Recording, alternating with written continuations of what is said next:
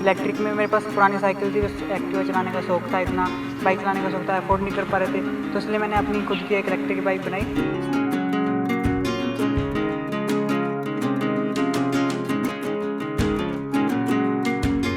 Bike के feature तो डाले हैं, बस उससे भी थोड़े एडवांस डाल दिए इसमें। बाइक से सस्ती है, बाइक से हल्की भी है ये थोड़ी, और एवरेज भी उससे ज़्यादा दे दी है।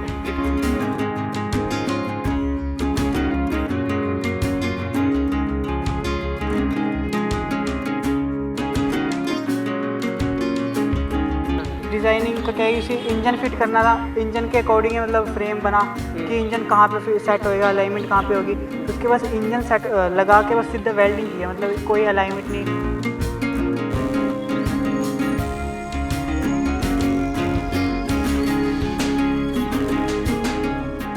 बट इसमें एडवांस फीचर ये है कि थोड़ा सा है कि आप म्यूज़िक सुन सकते हो, अपना मोबाइल चार्ज कर सकते हो।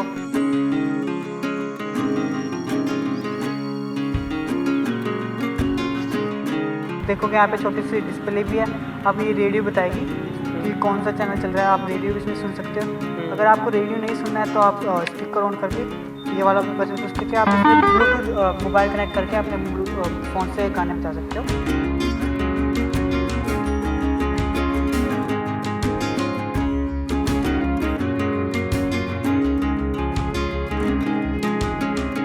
ਇੰਡੀਆ ਦੇ ਵਿੱਚ ਅਸੀਂ ਦੇਸੀ ਜੁਗਾੜ ਦੇਖਦੇ ਹਾਂ। ਤੁਹਾਨੂੰ ਇੱਕ ਅੱਜ ਅਜਿਹਾ ਦੇਸੀ ਜੁਗਾੜ ਦਿਖਾਉਣੇ ਆ ਕਿ ਉਹ ਦੋ ਵਾਰੀ ਉਹ ਜੁਗਾੜ ਨੂੰ ਤਿਆਰ ਕੀਤਾ ਗਿਆ ਹੈਗਾ। ਪਹਿਲਾਂ ਤੁਸੀਂ ਦੇਖੋ ਕਿ ਇਹ ਇੱਕ ਪਾਸੇ ਤੁਹਾਨੂੰ ਸਾਈਕਲ ਲੱਗੇਗੀ, ਦੂਜੇ ਪਾਸੇ ਤੁਹਾਨੂੰ ਬਾਈਕ ਲੱਗੇਗੀ।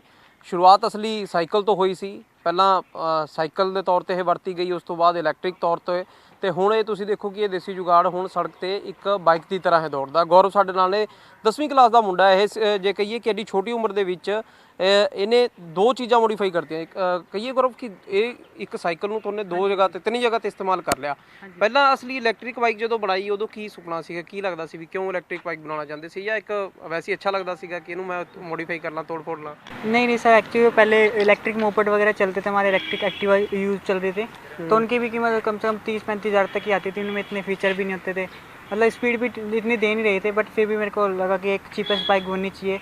इलेक्ट्रिक में मेरे पास पुरानी साइकिल थी, बस एक्टिवा चलाने का शौक था, इतना बाइक चलाने का शौक था, अफोर्ड नहीं कर पा रहे थे, तो इसलिए मैंने अपनी खुद की एक इलेक्ट्रिक बाइक बनाई।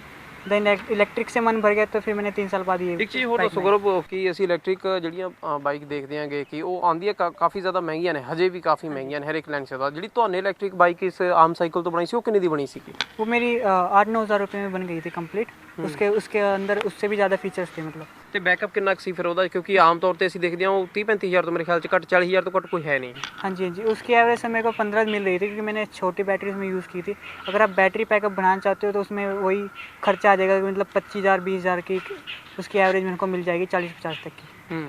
ਤੇ ਫਿਰ ਇਸ ਤੋਂ ਬਾਅਦ ਜੇ ਕਹੀਏ ਕਿ ਪਹਿਲਾਂ ਸਾਈਕਲ ਤੋੜਿਆ, ਫਿਰ ਇਲੈਕਟ੍ਰਿਕ ਬਾਈਕ ਤੋੜਤੀ, ਤੇ ਫਿਰ ਇਹ ਬਣਾਇਆ ਹੈਗਾ। ਇਹ ਫਿਰ ਕਿਵੇਂ ਆਇਆ, ਕਿੰਨਾ ਕੁ ਟਾਈਮ ਉਹ ਇਸਤੇਮਾਲ ਕਰੀ, ਤੇ ਫਿਰ ਕਿੰਨੇ ਕੁ ਟਾਈਮ ਬਾਅਦ ਬਣਾਈ ਹੈ? वो मैंने 3-4 साल यूज़ की अपनी इलेक्ट्रिक बाइक, वो खड़ी रही वैसे ही लॉकडाउन में, तो आइडिया है कि भाई एक कंप्लीट बाइक ही बना दिया जाए। उसमें बाइक के फीचर तो डाले हैं, बस उससे भी थोड़े एडवांस डाल दिए इसमें। बाइक से सस्ती है, बाइक से हल्की भी है ये थोड़ी, और एवरेज भी उससे ज़्यादा दे रही है मेरे को। ਤੇ ਫਿਰ ਇਹ ਸਮਾਨ ਸਾਰਾ ਕਿਵੇਂ ਜੁਟਾਇਆ? ਕਿਉਂਕਿ ਆਮ ਤੌਰ ਤੇ ਅਸੀਂ ਦੇਖਦੇ ਹਾਂ ਕੋਈ ਇੰਜੀਨੀਅਰਿੰਗ ਦੇ ਸਟੂਡੈਂਟ ਹੁੰਦੇ ਨੇ, ਉਹ ਅਜਿਹੀਆਂ ਚੀਜ਼ਾਂ ਤੋੜ ਮੋੜ ਕੇ ਬਣਾਉਂਦੇ ਰਹਿੰਦੇ ਨੇ, ਹਾਲਾਂਕਿ ਉਹ ਵੀ ਜੁਗਾੜ ਕਰਦੇ ਨੇ, ਪਰ ਇਹ ਅਸਲ 'ਚ ਮਾਇਨੇ 'ਚ ਜੁਗਾੜ ਹੈ। ਕਿਉਂਕਿ ਨਾ ਤੁਸੀਂ ਇੰਜੀਨੀਅਰਿੰਗ ਦੇ ਸਟੂਡੈਂਟ ਹੋ, ਹਜੇ 9ਵੀਂ ਕਲਾਸ ਪਾਸ ਕਰੀ ਹੈ ਤੇ 10ਵੀਂ 'ਚ ਹੁਣ ਹੋਏ ਹੋ। सर ये एक्चुअली सारा मतलब इसमें मैंने वेस्ट मटेरियल यूज़ किया इसमें सारा, आगे से पीछे तक जितने भी आप देखो सारा वेस्ट है। जो इसका फ्रेम बॉडी वर्क देखोगे आप, इसकी इसमें इंजन फिट करना था, इंजन के अकॉर्डिंग ही इसका फ्रेम मतलब बना है। एक आगे से पीछे तक साइकिल है, जो उसका पीछे का पोर्शन है सिर्फ वो बाइक का है। ਤੇ ਫਿਰ ਇਹ ਸਮਾਨ ਲਿਆ ਕਿਵੇਂ, ਜੁਟਾਇਆ ਕਿਵੇਂ? ये सर मेरे को कबाड़ी मार्केट से मैंने वेस्ट लिया था, फ्रंट मडगार्ड लिया था ये, उसका मैंने हेडलाइट का में कन्वर्ट किया। जो आप इसके फ्यूल टैंक की शेप देख रहे हो, एक्चुअली वो फ्यूल टैंक नहीं है, वो गाड़ी की नंबर प्लेट होती है, वो यूज़ किया मैंने यहाँ पे। और जो साइकिल के छोटे छोटे मडगार्ड होते हैं, बैक मडगार्ड, उसको मैंने कट करके 2 पार्ट में, लेफ्ट और राइट में, मतलब ऐसे अकॉर्डिंगली मतलब इसको दिखाने की कोशिश की है कि एक फ्यूल टैंक है, बट ये फ्यूल टैंक नहीं है। जो इसकी सीट होती है वो होंडा स्प्लेंडर की सीट है। जो आप इसका पीछे का पोर्शन देखो, वो बजाज चेतक का जो बैक रेस्ट होता है, मैंने उसको उल्टा करके यूज़ किया यहाँ पे। जो उसका ऊपर का कवरिंग है बैक कवर की, तो बजाज पल्सर 125 का वाइज़र होता है। जो उसके इंडिकेटर बने गए वो बच्चों के छोटे छोटे जो टॉयज़ होते हैं उनमें से मेरे को मतलब मिल गए थे।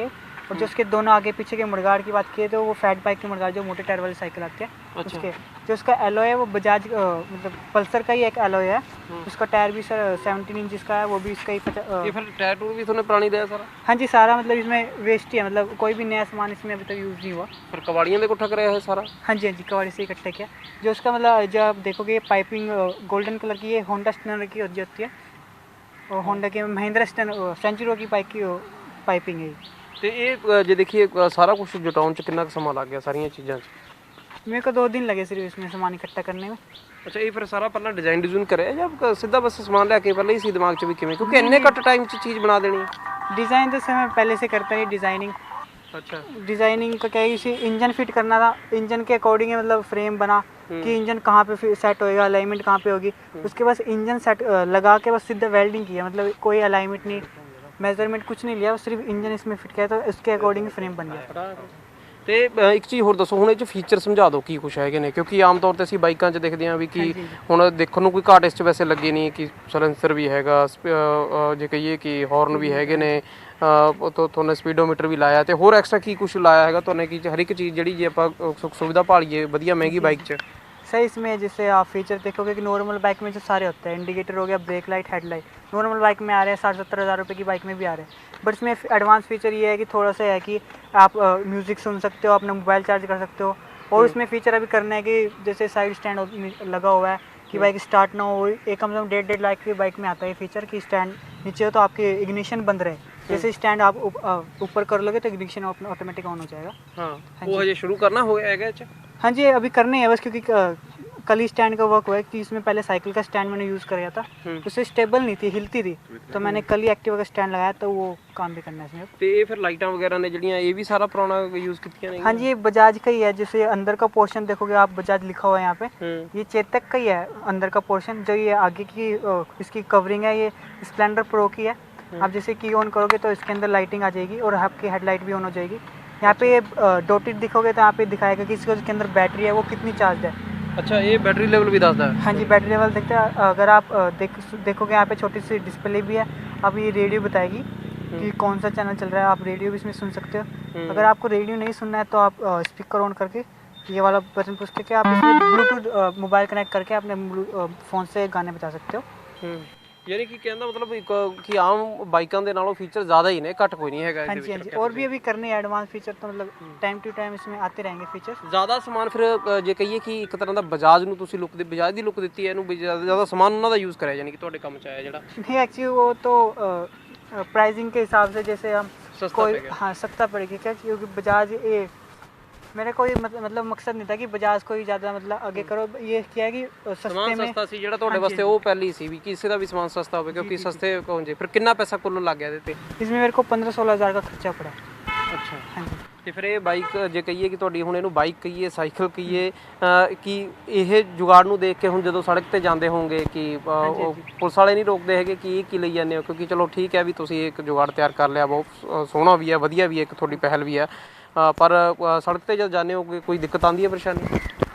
वैसे लोकल में तो कोई प्रॉब्लम नहीं है, बाई चांस अगर कहीं जाना भी हो कहीं पे तो भी मतलब पुलिस वाले ये देखते हैं कि भी साइकिल ही है, उनको मतलब इतना मतलब अट्रैक्टिव करती है ये, बट ये उनको है कि रोकते नहीं मुझे। अगर बाई चांस अगर रोक भी लेते तो पूछताछ करके फ़ोटो वगैरह लेके मुझे छोड़ देते हैं। अच्छा, फोटो खिंचाते हैं वो, बढ़िया लग जाए उन्होंने भी? हाँ जी हाँ जी, ਕਹਿ ਸਕਦੇ ਹਾਂ ਹਰ ਕਿਸੇ ਦੇ ਦਿਲ ਤੇ ਰਾਜ ਇਹ ਇਸ ਤਰ੍ਹਾਂ ਦੀ ਜੇ ਕਹੀਏ ਕਿ ਬਾਈਕ ਹੈਗੀ ਹੈ। ਇਕੱਲੀ ਇਹ ਨਹੀਂ ਕਿ ਚਲਾਉਣ ਦੇ ਵਿੱਚ ਬਹੁਤ ਵਧੀਆ, ਤੇ ਉਹਦੇ ਨਾਲ ਨਾਲ ਦੇਖਿਆ ਜਾਵੇ ਦੀ ਕੀਮਤ, ਇਹਦੇ ਫੀਚਰ, ਉਹ ਸਾਰੀਆਂ ਚੀਜ਼ਾਂ ਵਧੀਆ ਨੇ। ਕਿਹਾ ਜਾ ਸਕਦਾ ਕਿ ਟੈਲੈਂਟ ਸਾਡੇ ਇੱਥੇ ਘੱਟ ਨਹੀਂ ਹੈਗਾ, ਉਹਨੂੰ ਥੋੜੀ ਜਿਹੀ ਹੋਰ ਹੱਲਾਸ਼ੇਰੀ ਦੇਣ ਦੀ ਲੋੜ ਹੈ, ਤਾਂ ਕਿ ਜਿਵੇਂ ਇਹ ਇੱਕ ਬਾਈਕ ਬਹੁਤ ਸਸਤੇ ਘੱਟ 15,000 ਮਹਿਜ਼ ਕੀਮਤ ਦੇ ਵਿੱਚ, ਹਾਲਾਂਕਿ ਉਹ ਵੀ ਇਹ ਨਹੀਂ ਕਿ ਪਹਿਲਾਂ ਸਾਈਕਲ ਦੇ ਤੌਰ ਤੇ ਯੂਜ਼ ਹੋਈ, ਉਸ ਤੋਂ ਬਾਅਦ ਇਲੈਕਟ੍ਰਿਕ ਬਾਈਕ ਦੇ ਤੌਰ ਤੇ ਯੂਜ਼ ਹੋਈ, ਫਿਰ ਬਾਈਕ ਦੇ ਤੌਰ ਤੇ ਹੁਣ ਯੂਜ਼ ਹੋ ਸਕਦੀ ਹੈ ਇਹ। ਹਾਲਾਂਕਿ ਇਹਨੇ ਕੋਸ਼ਿਸ਼ ਕਰੀ ਹੈ, ਇਕਨੋਮੀ ਕਲਾਸ ਦਾ ਜਵਾਕ ਤੁਸੀਂ ਸਮਝ ਸਕਦੇ ਹੋ ਕਿ ਕਿੰਨੀ ਕੁ ਸਮਝ ਰੱਖਦਾ, ਪਰ ਸਾਡੇ ਇੰਡੀਆ ਦਾ ਟੈਲੈਂਟ ਹੀ ਹੈ। ਉਹਦੀ ਇੱਕ ਉਦਾਹਰਨ ਹੈ ਕਿ ਆਖਰਕਾਰ ਜਦੋਂ ਵਿਦੇਸ਼ਾਂ ਦੀ ਗੱਲ ਕਰਦੇ ਹਾਂ ਕਿ ਸਾਡੇ ਜਵਾਕ ਇੱਥੇ ਵੀ ਜੇ ਕਹੀਏ ਕਿਸੇ ਨੂੰ ਘੱਟ ਨਹੀਂ ਹੈਗੇ। ਜ਼ਰੂਰਤ ਹੈ ਥੋੜ੍ਹੀ ਜਿਹੀ ਹੱਲਾਸ਼ੇਰੀ ਦੇਣ ਦੀ ਕਿ ਜੇ ਆਖਿਰਕਾਰ ਇਸਨੇ ਇਸ ਚੀਜ਼ ਨੂੰ ਇੱਕ ਕਬਾੜ ਦੇ ਸਮਾਨ ਨੂੰ ਜੁਟਾ ਕੇ ਹੈ ਜਿਹੜਾ ਇੱਕ ਚੰਗੀ ਬਾਈਕ ਤਿਆਰ ਕਰ ਦਿੱਤੀ ਹੈ, ਤੇ ਆਖਿਰਕਾਰ ਅਜਿਹੇ ਜਵਾਕਾਂ ਨੂੰ ਹੋਰ ਹੌਸਲਾ ਮਿਲੇ ਤਾਂ ਆਖਿਰ ਉਹ ਕੀ ਨਹੀਂ ਕਰ ਸਕਦੇ ਹੈਗੇ। ਵੀਡੀਓ ਜਰਨਲਿਸਟ ਕਮਲ ਦੇ ਨਾਲ ਸੁਮੀਤ ਸਿੰਘ ਜੋਸ਼ੀ, ਡੇਲੀ ਪੋਸਟ ਪੰਜਾਬੀ, ਚੰਡੀਗੜ੍ਹ।